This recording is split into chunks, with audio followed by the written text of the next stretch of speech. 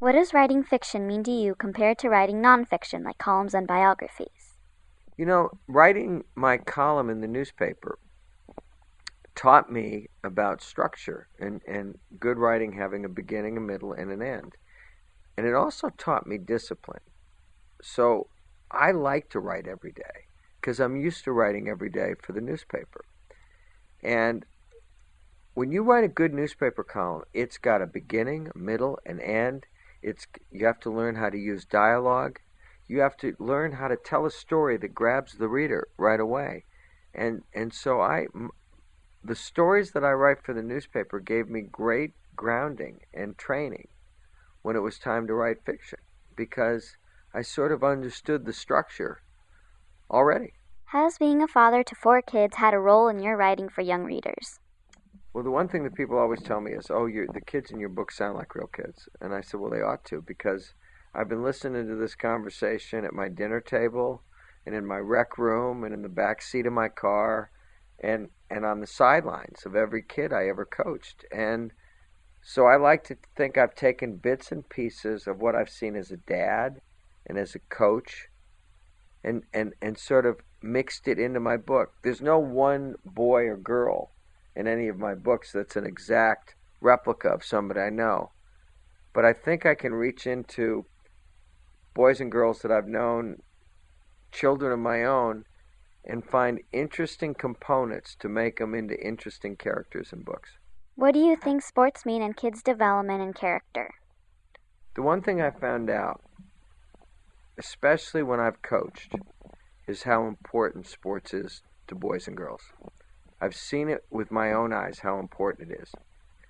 And before every game I ever coached, whether it was basketball or soccer or baseball, whether it was one of my sons or one of my daughters, I'd always say to them, okay, now look over in the stands. See all those adults over there who came to watch you play today? Every one of them would change places with you in a heartbeat and be 11 or 12 or 8 or 9 and have a Saturday morning like this and one more game to play. And I said, so you got to appreciate the chance you've got today to just play this one game. And you got to value it because you know what? You don't know how many days like this you're going to get. Whether it's going to be 50 or 100. But I always told them, if you think of these games as valuable coins, then you appreciate them a little more. What sports did you play as a kid? I played baseball. I played basketball. I played 1 year of football. I ran cross country. I played golf. I was a jock. I followed sports. I liked playing sports. And I think I'm like most kids. I liked playing a lot more than I liked watching. You said that what matters in sports is the size of your heart and the size of the talent. What happens with kids who are less talented or not talented at all and they still have the drive and the desire to play? I think sports can be a wonderful thing for them. Not everybody needs to be a champion to appreciate sports. Sports is about having fun. It's about playing your hardest. And it's about getting the absolute most that you can out of your talent. And everybody's talent level is different. Not everybody gets to hold up the championship trophy at the end. But if you can honestly come away from any game you play saying, I tried my hardest today, I did my best today, and best of all, I really had fun doing that, you had a great day in sports. What did you like to read as a kid? Well, when I was a boy, I read books that you can actually still find about a character called Chip Hilton.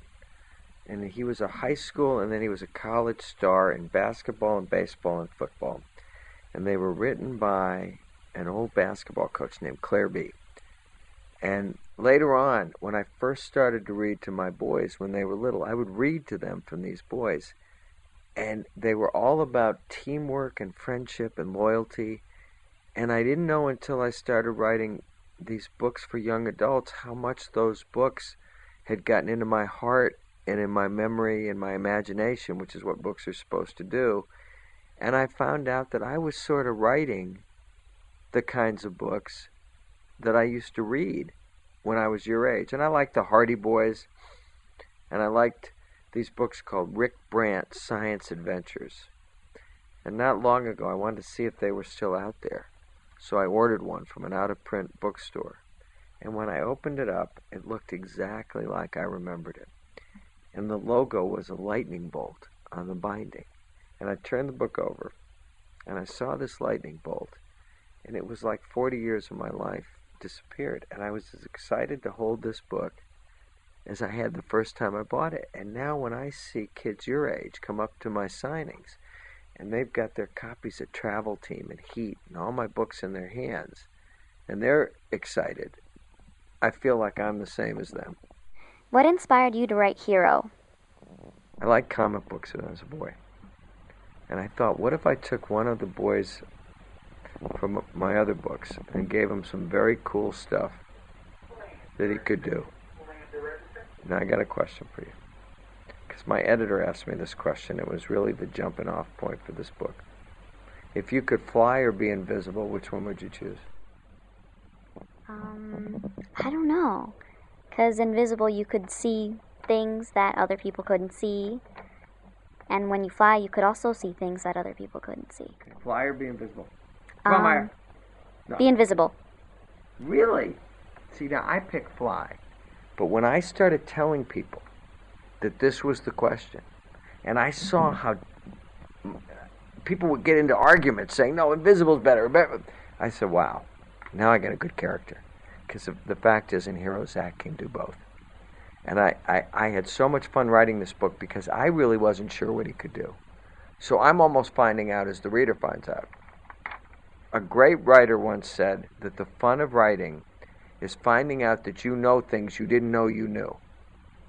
And when you're writing along on a book and something happens that surprises you, then you think you got a book that's really going to make people turn pages. Because if I can surprise myself, I think I got a good chance to surprise the reader and keep him doing the only thing matters to a writer: turning those pages, making you care enough to find out what happens next.